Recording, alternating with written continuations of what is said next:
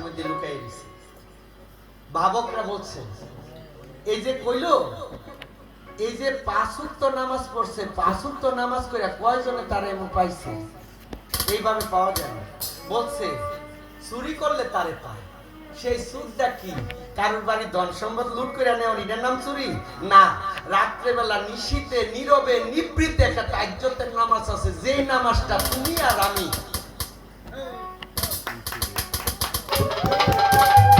এমন চুরি করে যদি কেউ নামাজ পড়ে গোপনে নীরবে নিবৃত্তে একটা দমের ঘরে টানুতে, তখন আল্লাহ আল্লাহ, এটা কি দমের ঘরের আওয়াজ দিল জিকির। আর আমরাও এই জিকিরটা করি বাবা, এই জিকিরটা আমাদের ধর্মের দ্বারা আমরা করি। হরি হরি হরি হরি ও, একই ডাক, যে যে ভাষায় বুঝে জানতে পারলেন। কিন্তু আমার নবী আরেকটা কথা বলে দিয়ে গেছে, যদি আমার আইন যদি কেউ পালন করে, আমার আইন যদি কেউ সঠিকভাবে পালন করে, কামাইরা লোয়াডারে পুরা দিলে যে মূল লাল হয়, আমার উম্মতরা সব দিয়ে মূল লাল থাকলো। কিন্তু মুখে অন্তরে, যার কারণে আমরা তারে সহজে পাই না। এই জন্য লালন ফকির বলছে, পরে যেই প্রেমেতে আল্লাহ নবী, যেই প্রেমেতে আল্লাহ নবী মেরাজ করতেছে,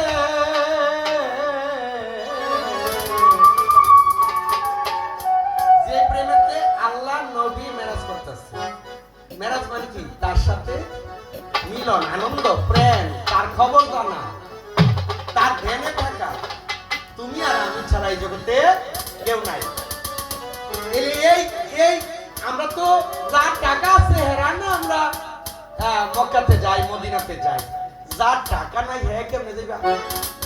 তো এখানে বলছে পরে দিল মসজিদে নামাজ পরে যেই জন, তার কাবা ঘরের কি প্রয়োজন।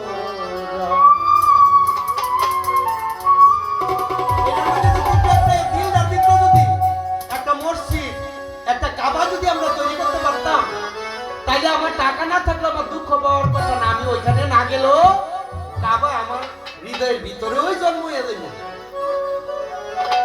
ওরে দিল মসজিদে নামাজ পড়ে যেই জন, তার কাবা ঘরের কি প্রয়োজন। শরীয়ত তরিকা হাকিকত মারফত, বসে তুমি করছো ভাবন, না জেনে তার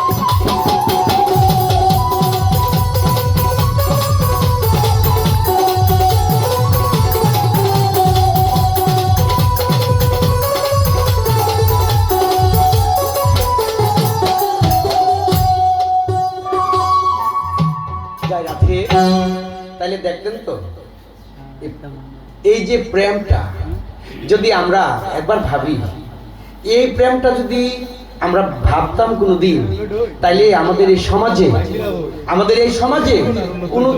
কোনোদিন আমাদের এই সমাজে মন খারাপ, বিঘ্ন, অশুভ, দুঃখ দেখা যায়। আমরা তো সবাই ভাই ভাই, সবাই তো আমরা বাবা মা, সবাই তো আমাদের পাড়ার একজন। আজকে যদি আমার রক্তটা যদি না থাকে শরীরে, আমার একজন ইসলাম ধর্মের বাবার থেকে রক্ত আনলে কি আমি মারা যাব না বেঁচে থাকবো? বেঁচে থাকবো। আবার ইসলাম ধর্মের বাবারা যদি রক্তের প্রয়োজন হয়, আমি যদি দেই, তাইলে কি এটা খারাপ হবে? তাই এইটাই আমাদের মানুষের পরিচয়। আমরা হইলাম মানুষের পরিচয়। আসলে জাতের পরিচয় হয় জন্ম দ্বারা। জন্মের আগে আমার কি জাত ছিল এটা কেমনে কইব? এই জন্য তো লালন বলছে জাত গেল বলে একই আজব কারখানা। তাইলে এই কথাটা শেষ দিয়ে নেই। আমার বাবাটা অনেকগুলি টাকা দিয়েছে, বাবাটার জন্য